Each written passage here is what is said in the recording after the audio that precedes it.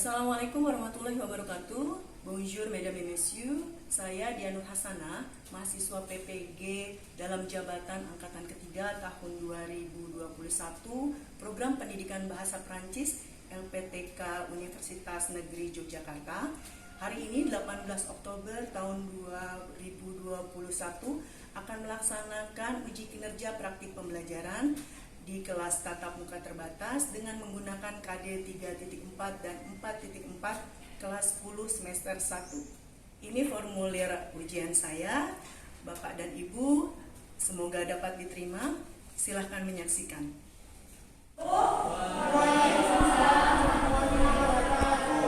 Bonjour class. Bonjour madame. Comment ça va? Oui, ça va. Et vous? Très bien, merci. Apakah suara saya bisa terdengar dengan jelas?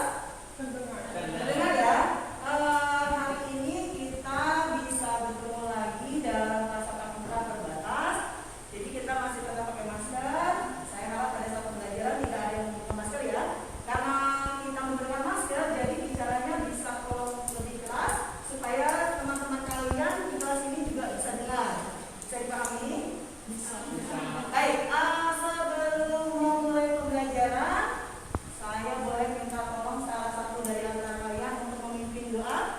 Silakan. Sebelum dimulai pelajaran, alangkah baiknya kita berdoa terlebih dahulu menurut kepercayaan dan agama masing-masing. Berdoa dalam hati mulai.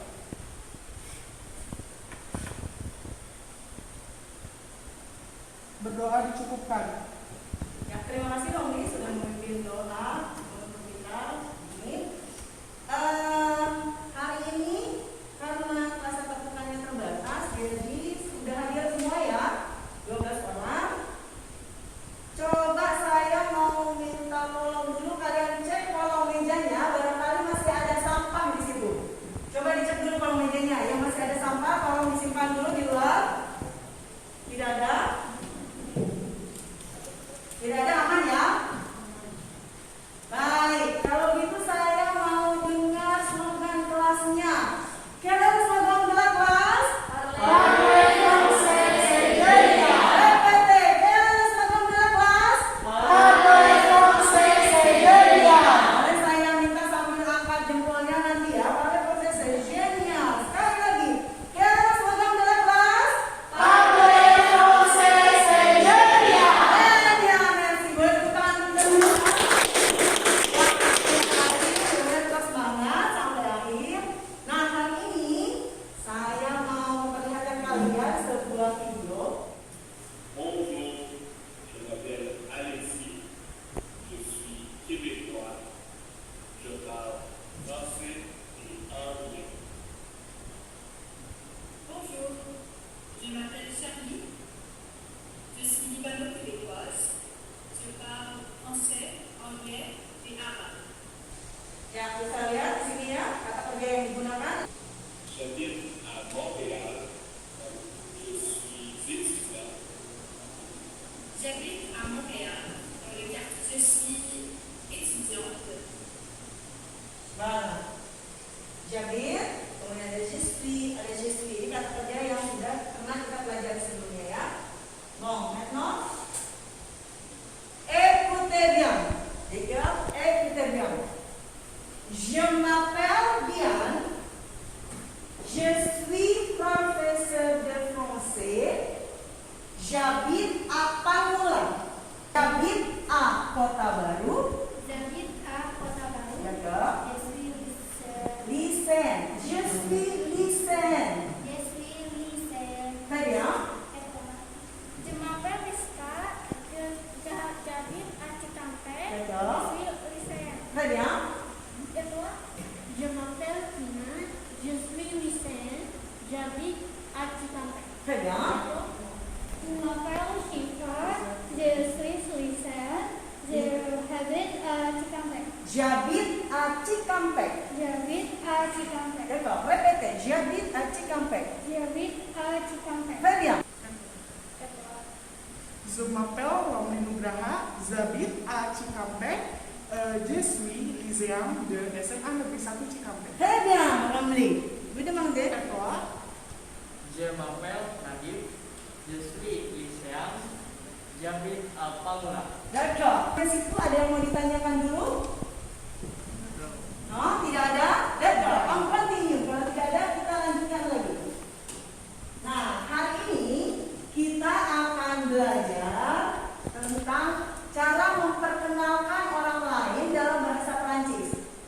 Nanti kalian akan belajar bagaimana menyatakan keluarga negara seseorang dari bendera yang disajikan. Kemudian menggunakan kata kerja s'appeler, habiter, dan être untuk memperkenalkan orang lain. Kalau sebelumnya kan hanya untuk memperkenalkan diri sendiri ya. Sekarang bagaimana caranya untuk memperkenalkan orang lain dengan kata kerja ini. Nah, selanjutnya kalian juga akan belajar memperkenalkan seseorang dari kartu identitas yang disajikan. Lalu nanti di bagian akhir kalian diharapkan bisa menuliskan paragraf untuk memperkenalkan orang lain dengan menyebutkan ada namanya, kemudian keluarga negaraannya, pekerjaannya, tempat tinggal, dan tulisan. Sabar? Sampai sini jelas? Saya mau ditanyakan dulu? Tidak? Baik. Nah, pourquoi on doit savoir comment présenter un écrit? Menurut kalian kira-kira kenapa kita harus bisa menuliskan itu? Kenapa kita harus tampil menulis? Apa ya? Apa manfaatnya kita bisa menulis dalam bahasa Prancis? Supaya mudah dipahami menurut Ayu. Yang lain? Ada lagi? Apa ya? Manfaatnya untuk kita kalau kita bisa memperkenalkan orang lain dalam bentuk tulisan. Mengetahui tanda bacanya. Tanda bacanya. Yang lain lagi? Ya, dalam berkomunikasi itu kan kita tidak hanya menggunakan bahasa lisan, tapi juga bahasa tulis. Jadi mungkin suatu saat kalian harus memperkenalkan orang lain dalam bahasa Prancis, kalian bisa menyampaikannya dengan baik, sehingga apa yang ingin kalian sampaikan tidak disalahpahami oleh orang lain. Misalnya kalian mau minta dijemput di bandara Charles de Gaulle, Paris misalnya. Ibu saya datang ke Paris sendiri, tolong jemput ya. Ibu saya namanya ini, dia warga negara ini. Kemudian nanti kita akan belajar lagi deskripsi fisiknya seperti apa. Nah, kalau kalian salah menuliskan, nanti yang jemputnya salah orang, ya kan? Nah, bisa seperti itu. Jadi dalam berkomunikasi selain bahasa lisan, kita juga harus tampil menggunakan bahasa tulis. Jadi dua-duanya jalannya.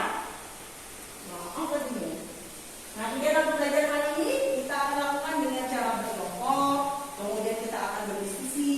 Nanti kalian akan presentasi hasil kerja kelompoknya. Kira-kira manfaatnya apa ya dengan model pembelajaran seperti itu?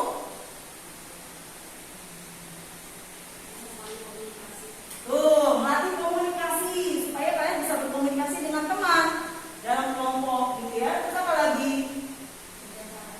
Bekerja sama, melatih komunikasi, melatih bekerja sama, kemudian bertanggung jawab juga ya. Kalian harus mencari informasi sendiri. Jadi kalian bertanggung jawab atas itu. Kemudian juga berpikir kritis dan kreatif. Bagaimana caranya berpikir kritis ya? Kira-kira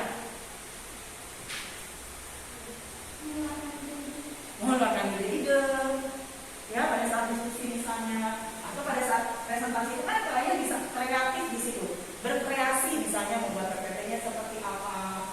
Kemudian kalian juga harus mampir memilah dan memilih informasi yang digunakan, ya mana yang perlu, mana yang tidak, begitu. Sampai sini ada yang mau ditanyakan dulu? Est-ce qu'il y a des questions? Jelas ya? Coba saya mau dengar sekali lagi. Kelas tolong kelas.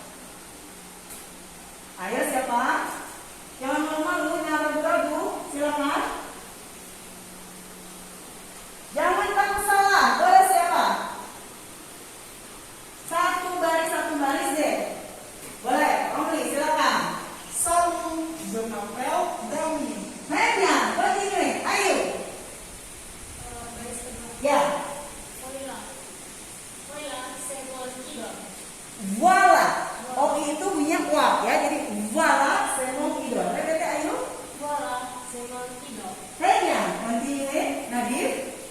Il s'appelle Kylian Mbappé. Il s'appelle Kylian Mbappé. Répétez. Il s'appelle Kylian Mbappé. Très bien, merci. Continuez. Siapa lagi? Tidak ada. Kina boleh? Il est joueur de foot. D'accord, très bien. Continuez. Siapa? Il est français. Il est français. Répétez. Il est français. Très bien. Satu lagi kalimat terakhir. Siapa yang mau coba? Boleh? Silakan. Kalimat terakhir. Il habite en France. Il habite en France. Répétez. Il habite en France. Il habite en France. D'accord. Nah, dari teks ini informasi apa yang kita bisa dapat? Ada informasi apa saja? Nama. Siapa namanya? Namanya. D'accord. Terus? Profesi. Profesi siapa? Profesi Damian atau profesi Bape?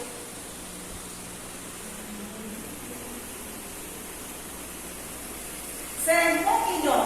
Voilà, c'est mon idole. Voilà, c'est mon idole. Voilà, très bien. Jadi, yang joueur de foot, yang pemain sepak bola itu Bape atau Damian? Bape. Voilà. Kemudian apa lagi? Informasi apa lagi? Kewarganegaraan. Apa kewarganegaraannya? Prancis. D'accord, Français. Yang warga negara Prancisnya ini siapa ya? Bape atau Damian? Bape, très bien. Kemudian tempat tinggal. Di mana tinggalnya? Di Prancis. Kan dong. Nah, tahu dari mana kalau yang pemain sepak bola itu Bape? Kemudian yang orang Prancisnya tuh Bape, yang tinggal di Prancisnya Bape, tahu dari mana? Il, bahasa yang il. Gitu ya, jadi il digunakan untuk dia laki-laki. Kayaknya kalau orang pertama jadinya je. Kalau nama saya je m'appelle. Kalau saya tinggal di Cikampek jadi Cikampek. D'accord. Sudah paham ya di sini? Angklanti. Wah. Nah, sekarang kita akan berdiskusi dengan menggunakan to stay, to stray. Jadi, kalian sekarang berkelompok dulu. Setiap kelompok akan saya beri tema yang berbeda. Nanti setelah itu kalian tentukan 2 orang dari kelompok kalian tinggal di tempat. 2 orang lagi bertamu ke kelompok lain untuk bertanya informasi tentang materi yang mereka cari. Gitu ya. Nanti kalau saya beri kabar siap kembali, nah kalian kembali lagi ke kelompok masing-masing. Yang bertamu itu tadi kalian menyampaikan informasi dari kelompok yang kalian tanya, sampaikan kepada anggota kelompok yang tinggal di tempat. Paham? Ada yang mau ditanyakan? Tidak? Pembagian kelompoknya langsung seperti tempat duduknya biar mudah ya. Kelompok 1, kelompok 2, kelompok 3. Ini pembagian tugasnya. Kelompok 1, kalian mencari informasi penggunaan adjektif nasionalite dan penyesuaiannya. Ya, karena nanti ada penyesuaian. Kemudian kelompok 2, kalian cari informasi tentang profesi dan penyesuaiannya. Yang kelompok 3, kalian cari informasi tentang preposition de lieu, diikuti dengan kota dan negara. Ya, paham? Silakan bekerja. Posisinya boleh buat lagi di sini, buat sini, buat sini, biar bisa. Kalian cari ini dulu. Kelompok 1, kalian cari dulu informasi tentang ini. Pahami dulu, cari contohnya dan sebagainya.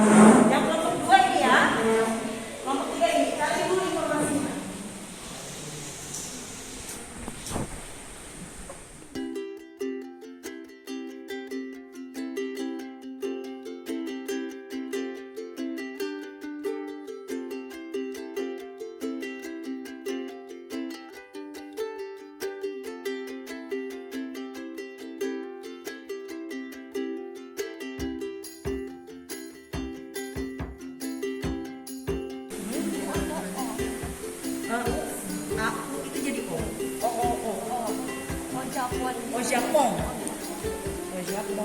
Maroc, Kanada. Pokoknya yang MG jadi Jadi Ong Sin, Indonesia. Oh, tetap ada X. Nah, nanti X-nya tuh bunyinya jadi OZ sendiri.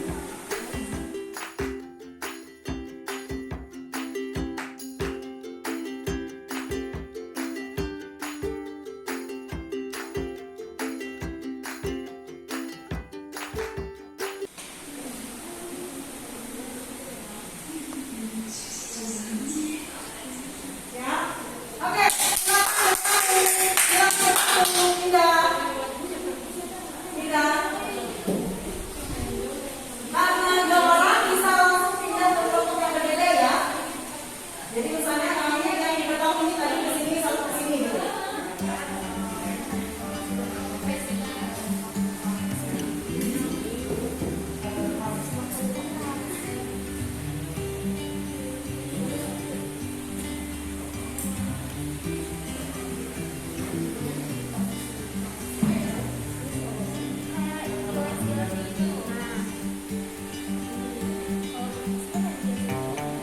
Jadi contohnya jadi kayak I itu kan buat dua cowok ya.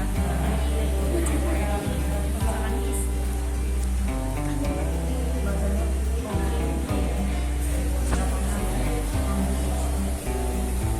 Kalau pengecualiannya ada ini harus ditentang dulu Kamboja, Meksiko, Mozambik, Suriname, Zimbabwe, Indonesia.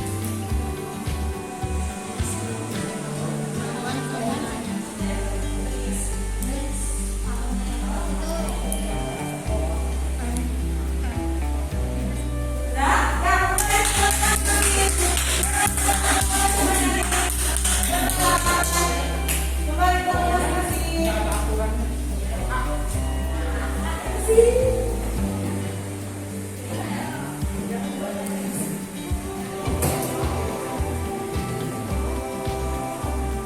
Yang pertama silakan menyampaikan informasi yang kalian dapat dari kelompok lain supaya teman kelompoknya paham. Silakan. Sambil siapkan bahan presentasinya.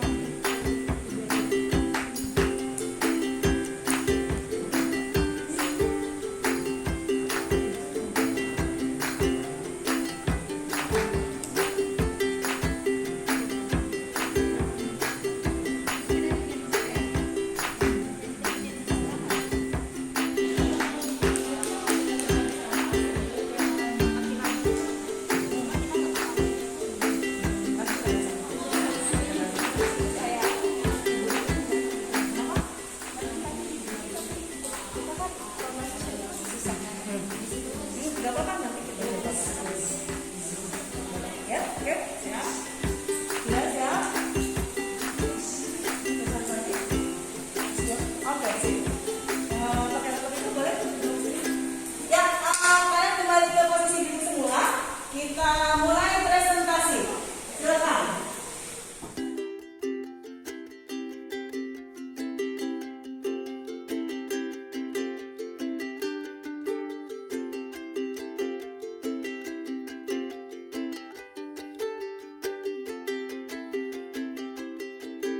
Semuanya hebat.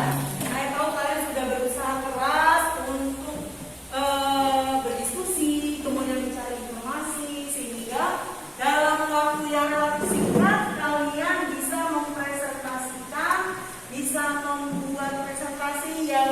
luar biasa. Lagi kita tepuk tangan kalian semua. Wow.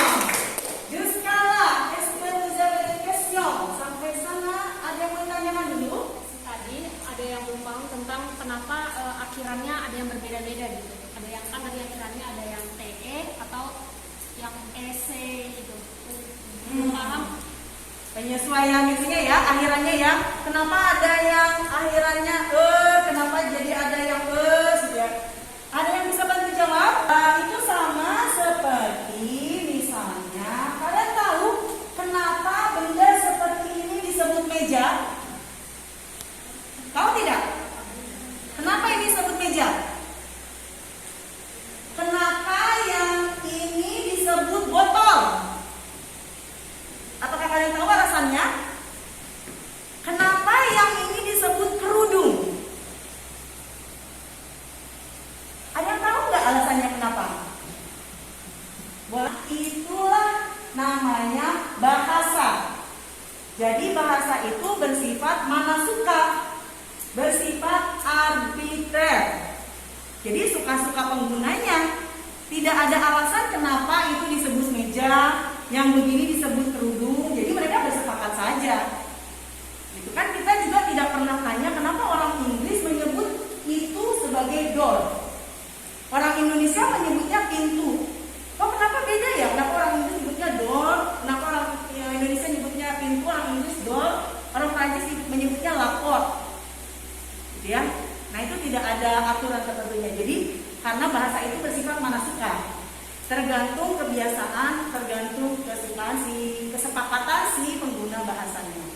Cukup bisa menjawab, ayo. Jadi yang lain kita sama. Tadi ada pertanyaan, kenapa ini kok ada negara yang perempuan, ada negara yang laki-laki ya Bu? Jadi ya karena bahasa Perancis, orang Perancis sukanya begitu. Gitu kan dalam bahasa Indonesia kita tidak mengenal gender dalam kata benda. Tapi dalam bahasa Perancis ada. Cukup jelas? Ayo. Baik, ada lagi yang mau ditanyakan? Tidak ada? Silakan Romli. Kan kata Madam itu ada negara yang perempuan, ada negara yang laki.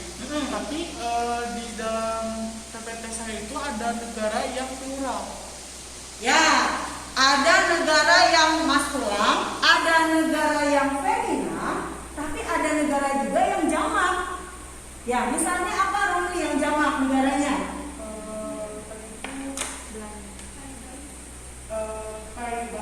Peiba. Karena Pei itu tunggal dan jamak tulisannya memang P. Peiba. Ini ya. Ini bukan penanda jamak, tapi dia memang Pei itu seperti ini. Kalau yang jamak itu seperti Etazuni.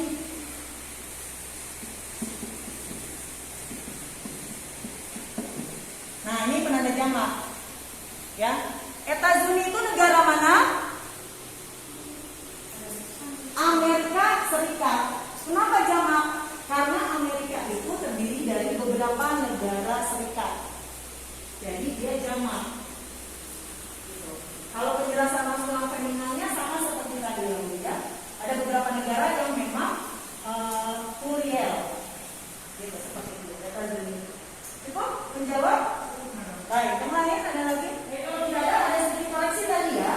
Yang untuk preposisi itu kita menggunakan, kalau untuk kota preposisinya apa? Jabit, Cikampek misalnya. Romli.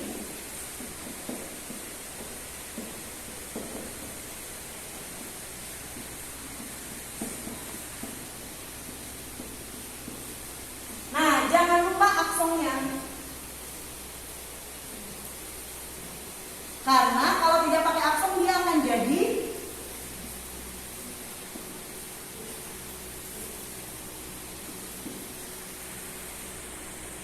kata kerja awal ya.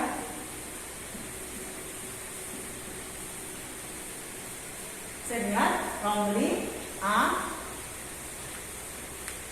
G7 Romli berusia 17 tahun, jadi ini kata kerja awal. Tapi kalau preposisi dia bedanya ada aksennya. Ya, kemudian tadi ada maskulam feminin.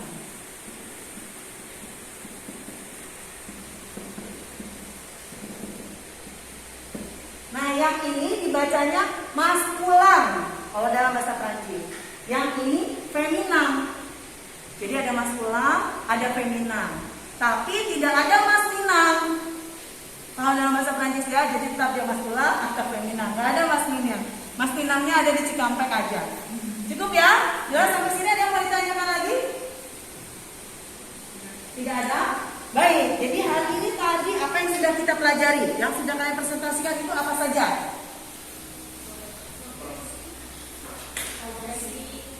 Profesi. Apa lagi? Posisi kata dan negara. Ya, preposisi. Profesi itu kalau dalam bahasa Indonesia kata depan ya. Letak negara dan tempat. Ada lagi? Preposisi, kemudian profesi, kemudian bisa lebih kelas caranya? Adjektif dan nasionalite. Adjektif dan nasionalite. Jadi ada penyesuaian ya, beberapa maskulinnya seperti ini, feminamnya seperti ini.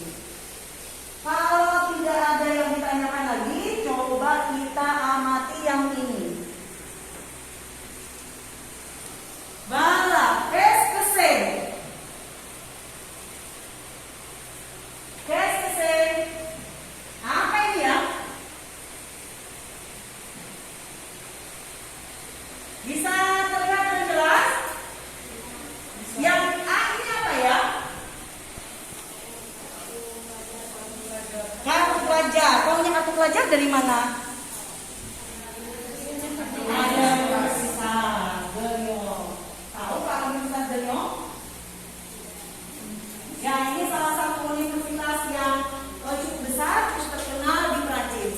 Mudah-mudahan nanti salah satu atau kuliah semua bisa melanjutkan sekolah ke sana ya. Jadi mudah-mudahan belajar bahasa Prancis tentu saja. Nah, yang ini apa? Kartu nama. Kalau di kita ini namanya kartu nama. Kalau di Prancis namanya carte de travail. Carte de travail. Yang ini namanya, ini ada namanya nih. Ada yang bisa baca ini? Carte étudiant. Kartu mahasiswa. Gitu ya. Nah, yang ini KTP. KTP orang Prancis gitu ya. Namanya apa ya? Ini bisa baca?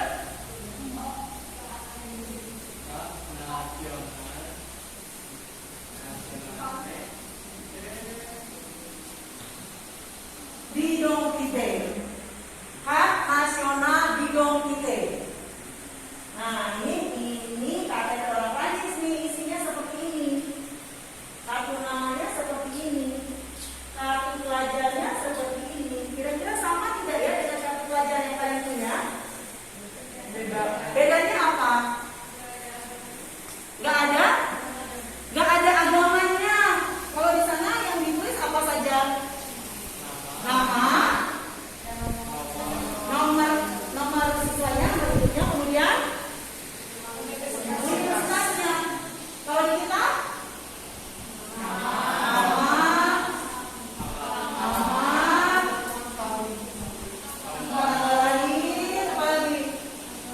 agama. Kira-kira kenapa ya?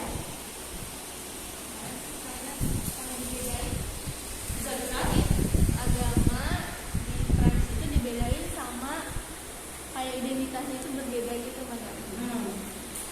Yang lain? Kenapa? Ayo. Di negara Prancis itu adalah negara sekuler. Jadi negara sekuler itu negara yang membedakan antara keagamaan dengan kenegaraan gitu. Ya, betul sekali ya. Jadi di Perancis itu termasuk negara yang sekuler. Jadi kehidupan beragama dan kehidupan bernegara dipisahkan. Makanya tidak pernah diminta untuk mencantumkan agama dalam kartu apapun di Perancis. Beda dengan di Indonesia ya. Kalau di kita kan dasar negaranya saja Pancasila. Yang nomor satunya apa? Ketuhanan yang Maha Esa. Jadi orang Indonesia itu kalau dia mau jadi warga negara Indonesia harus beragama, harus punya agama. Kalau di Prancis tidak, mau dia mau beragama, mau tidak, mau agama apapun gitu ya, terserah. Itu adalah hak individu dan negara tidak boleh ikut campur. Gitu.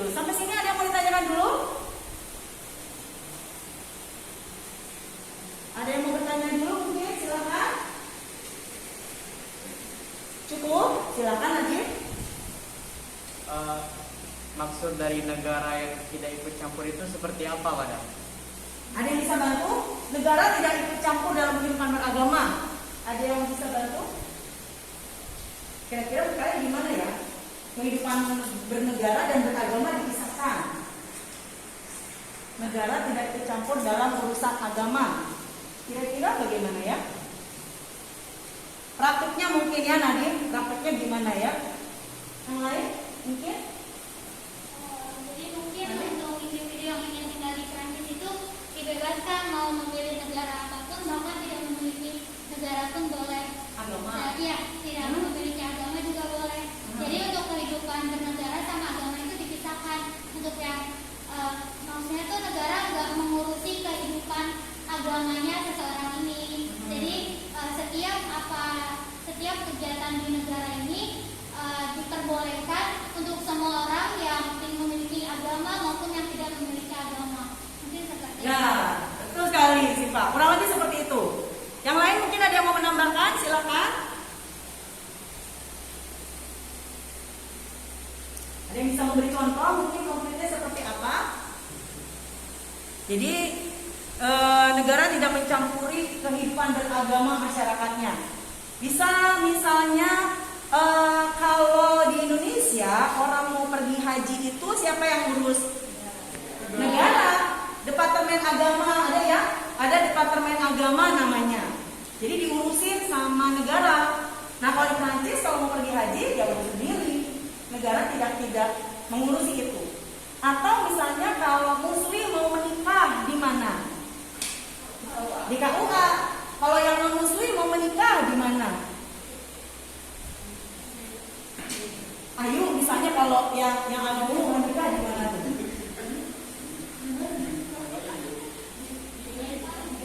Iya, ada catatan sipilnya ya. Di kantor catatan sipilnya beda. Gitu. Jadi itu dipisahkan dan negara mengurusi itu. Kalau di sana tidak, apapun agamanya kalau menikah yang mereka datangnya ke balai kota. Tercatat di sana, dicatat oleh negara. Cukup jelas, Nadim? Baik, apa ada yang mau menambahkan? Silakan. Tidak, baik. Kita lanjutkan. Kalau begitu, silakan siapkan alat tulisnya. Jangan lupa diberi nama.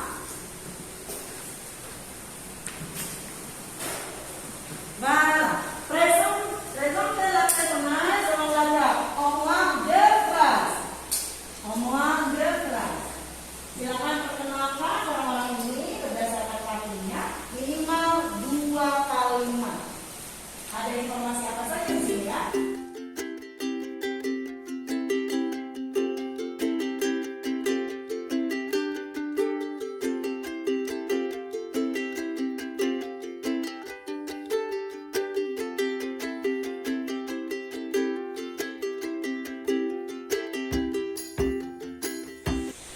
Présenter quelqu'un ou écrit, salutation, nom, profession, nationalité, adresse.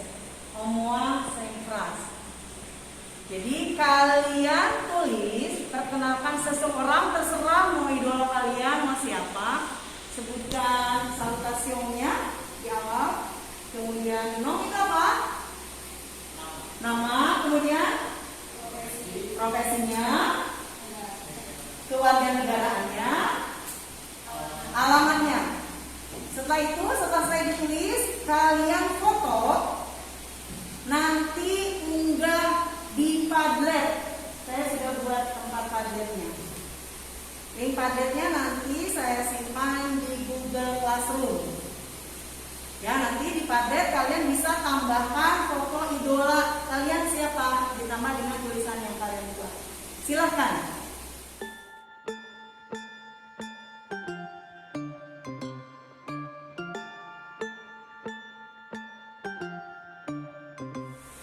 Ya baik, sudah selesai semua ya.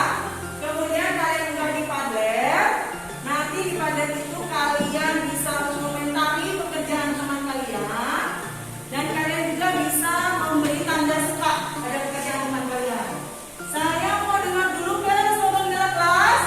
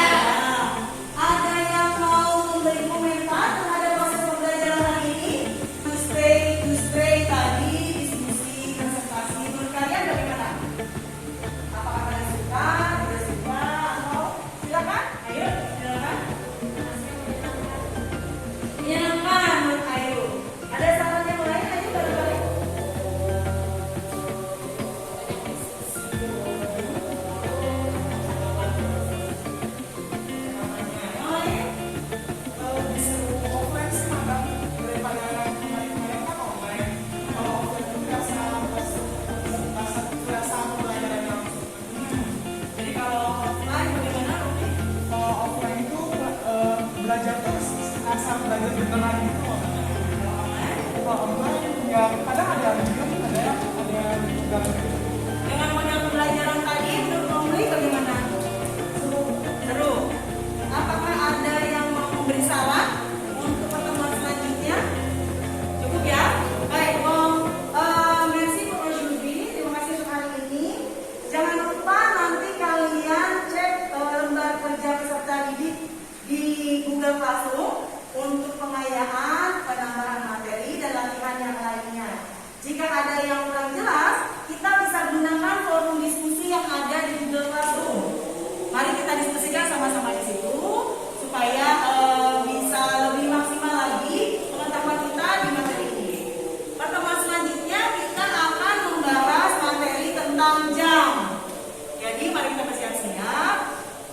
Jika tidak ada yang ditanyakan lagi, pembelajaran hari ini kita tutup. Merci pour votre attention, pour votre coopération. Terima kasih untuk kerjasama kalian dan untuk kebersamaannya. Boleh saya minta satu orang untuk menutup doa? Sebelum diakhiri pembelajaran hari ini, alangkah baiknya kita berdoa menurut kepercayaan dan agama masing-masing. Berdoa dalam hati mulai.